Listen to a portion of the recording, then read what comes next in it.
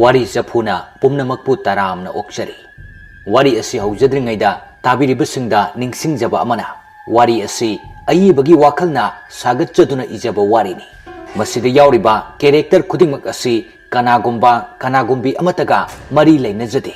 Wari Paring asi Lakpa Matamda Soikiba Yauraklagasu Tabiribasingna Pukchel Chawna Ngakpigani Loinana Nungai Nungairaba Wari Kaya Ama Matam Chana Taba Fangbinabagidamak channel asibu subscribe tobaga loinana like comment tobiramo masiga loinana lobirasi Amit Kumar Huidrombagi Panthoi Manga Subatangka Sagai nganba sianchat chatna lakpana thongal fawbadi yore yumda karamna pau tamsige sukhale aduga machanupina kamdongna thamba imung hek changbaga tawriba mawung adu pakhatladuna siansili aduga machanupi adu Pana Balaknari Mama Mapagiti Macha Oibasingasi Tawaidagi Suhena Lum Lojabani Kanghodana Asumna Torpasida Sagai Nganbadi Aduki Mati Tamoi Kairi Kaplaka Macha Adubo Kon Sinduna Temli Ipagi Bema Nangbu Kaidoragene Napa Ibo Yamna Warurabra Aishunangi Nanakta Lady Nangi Namasu Punna Lady Basida Karino Nangna pendri basibo wahi kharasi tabada thok nomlamba masa adu phakre mamai mamit iwaw waw adusu tapna hanjinkre aduga karimta tawdaba amagum panthoi mamit aduna tingak yenglai aduga hairi baba ima kaidorage matau aduda sanana masada kisilliba kaya adu tapna lawthokpi aduga hairi ibema nangi mama baba ibani bo kari oirasige nangbu amuktadi gyan tarone babaga iga kari tawgadabano gyan tadrene matang aduda ahal adusu wa khara hairi panthoi se abo wa haige aina sembiriba jantra ase pambom de sijinbige maduna nangbu kudong thibadagi ngakthokadoribani Aiki di jantra atai mayam su siri sidi aduda hian bane aina sibidoise asi haina ngasai phajana siba yahaudaba jantra adu sinaba sangselai matam aduda su ngasai dei gyan taba malamba panthoi gi sakpham sat onki mamit adu su mit na ha yaudaba mankai musin kre kulei kuchu wairamba maithong adu su iwaw wawna ngokre aduga musilaba machin bal aduna tapna mangonda yengduna nokphet tawraga changakanu haibagi saktam ama ule adubo atai kanamtanadi ude ahandu khaktada uhan bane maduda ahal adusu handakti tasengna akiba phaurakle phibamasi mahakna karigumba amata ngamnaroi haibasi masana khanglakle adubo phaningba kaubanina upai ama khalakpa matamda mama sana adubo ingit tawraga ka adudagi thokminnarai aduga asumna hairi sana nasanu pise yaroi dawri aina angamba tawraga honage khanbane adubo hena kudong thiga dawre kudong thirabasu thina tawrasi haibubo ikan kana dawbudi mandre aduna noi ngasidi thengjinkre hayengmak ai ahiba mi thirake aduga lalake masigi phibamsi ludi lugadawri sana adu kapli hoi haibadagi hendre makha tana ahal aduna amukasu hairei aisu halage matamse yam thenge halaktre hainaramlani ngasigi di angang sigi kada punna lero aduku senaro ko thoina noida wagadabadi tawdubo mandre ai chananaba tawrage asumna upai leitraba ahal adu makok adu pairaduna chatkre somdana matai manau ani si machagi phamungda phamduna wari sanari ipagi bema se potharo se waramlani adu kai kino ngasidi mamaga babaga aigi inakta hendoktrise nangna sa inung nungaiti haiduna horen ahingda nungairaktrasu kaimta tawdanabane leirise tu naupasu nangna nakta leirisini ai kaim tawdrisidi ado kokti yamna chi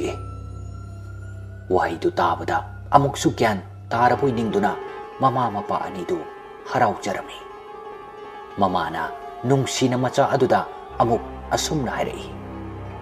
"ꯀꯔꯤ ꯆꯥꯅꯤꯡꯒꯦ ꯅꯪꯕꯣ? ꯆꯥꯛꯄꯨꯗꯤ ꯀꯨꯏꯔꯣꯏ, ꯐꯠ ꯊꯣꯡꯉꯨꯒꯦ, ꯅꯪ ꯆꯥꯛ ꯂꯥꯝꯃꯦ ꯍꯥꯏꯔꯗꯤ." "ꯏꯃꯥ, ꯌꯥꯔꯅꯤꯗ, ꯀꯔꯤꯝ ꯆꯥꯅꯤꯡꯗ꯭ꯔꯦ. ꯏꯃꯥ ꯍꯣꯏꯁꯨ ꯄꯣꯊꯥꯖꯔꯨꯔꯣ. ꯑꯩꯁꯨ ꯃꯨꯛꯇꯥꯒ ꯇꯨꯝꯃꯒꯦ, ꯋꯥꯔꯦꯕ ꯑꯩ." ꯑꯁꯨꯝꯅ ꯃꯆꯥꯅ ꯒ꯭ꯌꯥꯟ ꯇꯥꯕ ꯃꯥꯅ ꯇꯧꯔꯛꯄꯁꯤꯗꯗꯤ ꯋꯥꯈꯜ ꯈꯖꯤꯛꯇꯪꯗꯤ ꯃꯀꯥ ꯂꯥꯝꯂꯦ꯫ ꯃꯄꯥ ꯁꯥꯒꯩ ꯉꯥꯟꯕꯗꯤ ꯃꯥꯒꯤ ꯀꯥꯗ ꯇꯨꯝꯅꯅꯕ ꯃꯥꯒꯤ ꯅꯨꯄꯤꯕꯨ ꯃꯆꯥꯒ ꯄꯨꯟꯅ ꯇꯨꯝꯃꯤꯟꯅꯔꯣ ꯍꯥꯏꯔꯝꯂꯒ ꯆꯠꯈ꯭ꯔꯦ꯫ ꯑꯗꯨꯒ ꯃꯆꯥ ꯑꯅꯤ ꯑꯃꯁꯨꯡ ꯃꯃꯥ ꯁꯅꯥꯒ ꯄꯨꯟꯅ ꯇꯨꯝꯃꯤꯟꯅꯅꯕ ꯁꯦꯝ ꯁꯥꯔꯦ꯫ ꯁꯅꯥ ꯋꯥꯈꯜ ꯃꯆꯥ ꯃꯆꯥ ꯁꯨꯝ ꯈꯟꯕ ꯍꯧꯔꯛꯏ꯫ ꯑꯉꯥꯡ ꯑꯅꯤꯁꯤꯗꯤ ꯇꯨꯝꯊꯈ꯭ꯔꯕ ꯃꯥꯜꯂꯦ, ꯑꯗꯨꯕꯨ ꯃꯍꯥꯛꯇꯤ ꯌꯥꯗ꯭ꯔꯤ꯫ ꯑꯁꯨꯛ ꯀꯨꯏꯕ ꯃꯇꯝꯁꯤꯗꯤ ꯀꯔꯤꯝꯇ ꯇꯧꯗ꯭ꯔꯒ ꯍꯟꯗꯛ ꯃꯆꯥꯅꯨꯄꯤꯒꯤ ꯍꯣꯡꯂꯛꯂꯤꯕꯁꯤ ꯈꯜꯂꯨꯕꯗ ꯋꯥꯈꯜ ꯑꯃ ꯏꯊꯣꯛ ꯊꯣꯛꯇ꯭ꯔꯦ꯫ ꯄꯣꯛꯇꯕ ꯃꯆꯥ ꯑꯣꯏꯔꯁꯨ ꯁꯥꯒꯩ ꯉꯥꯟꯕꯗ ꯑꯇꯣꯝꯕꯤ ꯑꯣꯏꯅ ꯂꯥꯛꯂꯁꯨ ꯌꯥꯝꯅ ꯅꯨꯡꯁꯤꯖꯅ ꯂꯣꯏꯅꯖꯈꯤꯕ꯭ꯔꯥ ꯈꯟꯕꯅꯤ꯫ ꯑꯗꯨꯕꯨ ꯃꯤꯒꯤ ꯃꯤꯠꯌꯦꯡꯗ ꯃꯍꯥꯛꯄꯨ ꯑꯗꯨꯃꯛ ꯐꯠꯇꯅ ꯎꯕꯤꯕꯁꯤ ꯌꯥꯝꯅ ꯄꯦꯜꯂꯝꯗꯦ꯫ ꯄꯦꯟꯗ꯭ꯔꯒꯁꯨ ꯃꯍꯥꯛꯀꯤ ꯃꯄꯨꯔꯣꯏꯕ ꯁꯥꯒꯩ ꯉꯥꯟꯕꯅꯗꯤ ꯇꯣꯏꯅ ꯇꯣꯏꯅ ꯊꯦꯝꯖꯤꯟꯕꯤ꯫ ꯑꯄꯣꯛꯄ ꯃꯆꯥ ꯃꯨꯛꯇ ꯑꯗꯨꯒ ꯃꯆꯥ ꯑꯅꯤꯁꯤ ꯆꯞ ꯃꯥꯟꯅꯕ ꯃꯤꯠꯌꯦꯡꯗ ꯌꯦꯡꯖꯕꯅꯤ꯫ ꯑꯗꯨꯕꯨ ꯄꯥꯟꯊꯣꯏꯗ ꯉꯥꯡꯂꯨꯕ ꯁꯥꯎꯔꯨꯕ ꯃꯇꯝꯗꯗꯤ ꯃꯧꯄ꯭ꯋꯥ ꯃꯨꯛꯇꯥꯅ ꯑꯗꯨꯝ ꯁꯥꯎꯏ꯫ ꯃꯗꯨꯅ ꯇꯥꯛꯏ ꯃꯧꯄ꯭ꯋꯥꯅ ꯃꯆꯦꯕꯨ ꯀꯌꯥꯒꯤ ꯃꯇꯤꯛ ꯈꯟꯖꯩ ꯍꯥꯏꯕꯁꯦ꯫ ꯃꯗꯨꯁꯨ ꯁꯅꯥꯅ ꯈꯪꯗꯕ ꯅꯠꯇꯦ꯫ ꯑꯗꯨꯕꯨ ꯍꯟꯗꯛꯇꯤ ꯊꯧꯗꯣꯛꯁꯤꯡ ꯑꯁꯤꯗꯤ ꯃꯁꯥꯅ ꯃꯁꯥꯕꯨ ꯌꯥꯝꯅ ꯋꯥꯔꯧꯖꯔꯦ꯫ ꯑꯁꯣꯝꯗꯁꯨ ꯁꯥꯒꯩ ꯉꯥꯟꯕ ꯇꯨꯝꯊꯕ ꯄꯥꯛ ꯍꯦꯛ ꯌꯥꯗꯦ꯫ ꯂꯣꯡꯅ ꯐꯃꯨꯡꯗ ꯍꯤꯞꯂꯒ ꯋꯥꯈꯜ ꯀꯌꯥ ꯑꯃ ꯈꯜꯂꯤ꯫ ꯑꯗꯨꯕꯨ ꯈꯪꯍꯧꯗꯦ, ꯋꯥꯃꯟꯈꯤꯕꯅ ꯍꯥꯏꯗꯣꯏꯔꯥ ꯇꯨꯝꯊꯈ꯭ꯔꯦ꯫ ꯑꯃꯨꯛꯇ ꯇꯧꯗꯕ ꯃꯑꯣꯡꯗ ꯃꯪꯂꯥꯟ ꯑꯃꯈꯛ ꯃꯪꯂꯛꯈꯤ꯫ ꯃꯪꯂꯥꯟ ꯑꯗꯨ ꯃꯈꯣꯏ ꯄꯥꯠꯄꯥꯟ ꯑꯗꯨꯒꯤꯅꯤ꯫ ꯁꯥꯒꯩ ꯉꯥꯟꯕꯅ ꯌꯥꯆꯪꯂꯛꯄ ꯃꯇꯝꯗ ꯍꯥꯟꯅꯒꯨꯝꯅ ꯃꯐꯝ ꯑꯗꯨꯗ ꯆꯠꯂꯨꯕꯒꯤ ꯃꯑꯣꯡꯅꯤ꯫ ꯄꯥꯈꯪ ꯄꯨꯡꯀꯛ ꯐꯥꯔꯛꯄꯒꯤ ꯃꯇꯝꯅꯤ꯫ ꯑꯁꯨꯝ ꯑꯁꯨꯝ ꯇꯞꯅ ꯂꯥꯛꯄꯗ ꯂꯪꯇ꯭ꯔꯤꯛ ꯂꯪꯕ ꯌꯥꯝꯅ ꯉꯥꯟꯕ ꯑꯃ ꯃꯐꯝ ꯑꯗꯨꯗ ꯇꯞꯅ ꯊꯣꯛꯂꯛꯈꯤ꯫ ꯃꯃꯤꯠ ꯐꯥꯎ ꯊꯛꯀꯠꯄꯒꯤ ꯃꯁꯛ ꯑꯗꯨ ꯇꯞꯅ ꯇꯞꯅ ꯃꯤ ꯑꯃꯒꯤ ꯃꯑꯣꯡ ꯃꯇꯧ ꯑꯣꯟꯊꯣꯔꯛꯂꯦ꯫ ꯑꯁꯨꯝ ꯑꯁꯨꯝ ꯃꯨꯟꯅ ꯌꯦꯡꯁꯤꯜꯂꯨꯕꯗ ꯃꯤ ꯑꯗꯨ ꯃꯍꯥꯛꯀꯤ ꯅꯨꯄꯤ ꯑꯍꯜ ꯂꯤꯡꯖꯦꯜ ꯑꯗꯨ ꯑꯣꯟꯊꯣꯔꯛꯏ꯫ ꯃꯍꯥꯛꯅ ꯃꯅꯥꯛꯇ ꯆꯦꯟꯁꯤꯟꯗꯨꯅ ꯃꯍꯥꯛꯀꯤ ꯅꯨꯄꯤꯕꯨ ꯀꯧꯖꯩ꯫ "ꯂꯤꯡꯖꯦꯜ, ꯂꯤꯡꯖꯦꯜ!" ꯂꯤꯡꯖꯦꯜ ꯃꯍꯥꯛꯀꯤ ꯃꯄꯨꯔꯣꯏꯕꯅ ꯀꯧꯔꯤꯕ ꯑꯗꯨ ꯇꯥꯔꯕꯁꯨ ꯃꯆꯤꯟꯗꯒꯤ ꯋꯥ ꯑꯃꯐꯥꯎ ꯀꯥꯡꯊꯣꯔꯛꯇꯦ꯫ ꯁꯨꯞꯅꯒꯤ ꯃꯃꯤꯠꯇꯨꯅ ꯌꯦꯡꯗꯃꯛ ꯌꯦꯡꯏ꯫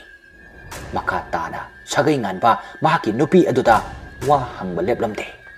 "ꯏꯕꯥꯅꯤꯒꯤ ꯅꯥꯏꯇꯣꯝ ꯌꯥꯎꯖꯕ ꯏꯆꯥꯁꯦ ꯌꯥꯝꯅ ꯀꯟꯅ ꯅꯥꯔꯦ. ꯑꯩ ꯇꯧꯐꯝ ꯈꯪꯗ꯭ꯔꯦ. ꯅꯪ ꯑꯃꯨꯛꯇꯗꯤ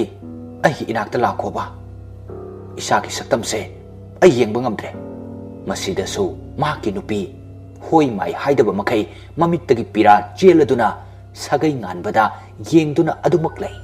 ꯑꯗꯨꯕꯨ ꯁꯥꯒꯩ ꯉꯥꯟꯕ ꯈꯥꯡꯕ ꯉꯝꯂꯛꯇ꯭ꯔꯗꯨꯅ ꯃꯍꯥꯛꯀꯤ ꯅꯨꯄꯤꯒꯤ ꯃꯅꯥꯛꯇ ꯅꯛꯁꯤꯟꯅ ꯆꯪꯁꯤꯟꯒꯦ ꯇꯧꯕꯗ ꯃꯁꯛ ꯎꯗꯕ ꯄꯜ ꯑꯃ ꯈꯥꯖꯤꯜꯂꯒ ꯊꯝꯕꯒꯤ ꯃꯑꯣꯡꯗ ꯆꯪꯕꯗꯤ ꯉꯝꯗꯦ꯫ ꯃꯗꯨꯗ ꯍꯦꯟꯅ ꯄꯨꯛꯅꯤꯡ ꯅꯧꯊꯈꯤꯗꯨꯅ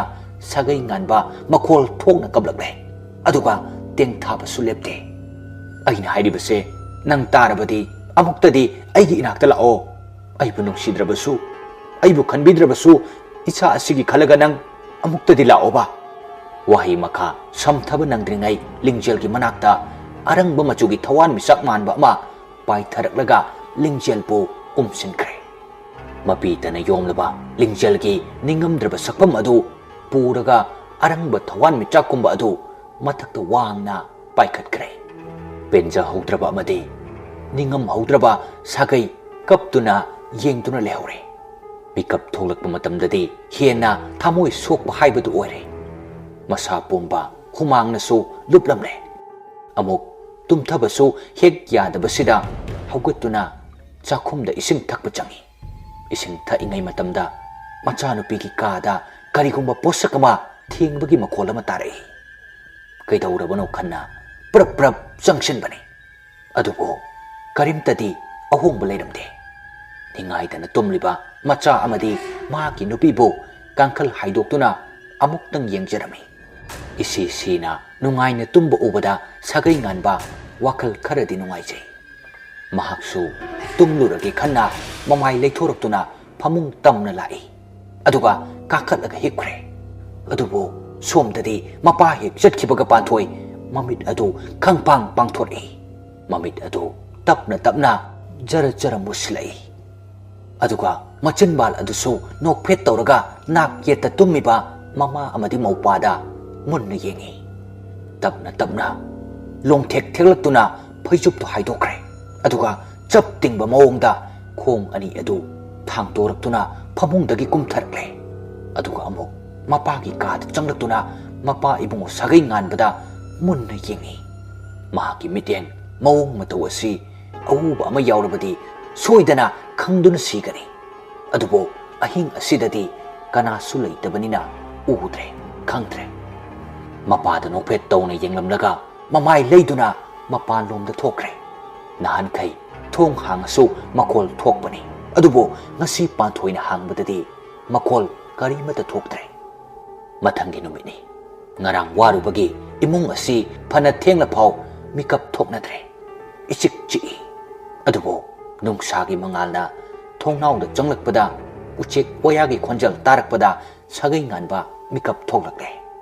thenga pamale khanduna masadu phuk haugatlaga prap prap kumthari aduga mamai mamit tananaba maninglomda thokre tummabadai haugalakpa oibanina ngaranggi wakal ichang changudre adubo khangning ningsinglaktuna mamai mamit taba prap prap loisilaga machanupigi kada mahaki nupibu kau kauduna changi sana sana tabro nangbo thengene he sana su mapuroi bena kauri badu taraduna isi sina khumlai as thenga malene he asi haiduna mamitu noira noiraga pangthorakpa matamdadi mahaki tuminna hoba machanupi adu leiramdre masadu ping hek lawba makai pakadai aduga pakat pakatna asumna harai ibema ibema ibema leiramdre moi baba ibema leiramdre maduda tapna tapna ka tamna changlak lamba sagai nganba siansillaktuna yengi ha kari haiba ish ngarang tumin hoba machanupi leiramdaba sidadi lawai luton satkre sagai prap prap sangsillaktuna yengi aduga machanupi leiramdaba adudadi hena matha sare nangbo nanga hek thangnana tuminariba nachanupi sifawbudi ningthijana senaba yadro haipet saurupna hairakpa wani adubo sana khumpham ama ikhang khangdabadawna tapna hairai aisu aiga tuminariboi khanbane ado mikap tholakpa sidadi leiramdre adubo nang masa nungaikide khangini kharasu senaba yai haiba kamai toksike moi baba maninglomdai changakpani ai maninglomdadi lehaude thongalomda ai yenglukige nang yungge akoibada yengamo asi hairaga sagai nganba sianthokre sanasu pakat manbana masa pomba thak thak nikpa makai imung manung yenaka ingkhol chen chenduna macha adubo kaura kauraga thiri somdana sagai nganba thongalomda yenlambadai wakhal ama laktuna pat mapan aduda chelai ihang hangba mafam oibanina laptakna kanagumba ma thongra aduda phambadudi ure masak phajana udrabasu mafamduda leigadabasi mahaki masadu soidana oigani khanduna khonglei thuna sensilai manak naksinbagasu mahakna khalamba adu chumle machanupi adu mamaidu isingda nonthaduna makhongdu yantharaga hairaga sanaraga leirami wari asigi mathangi part ngaiminasi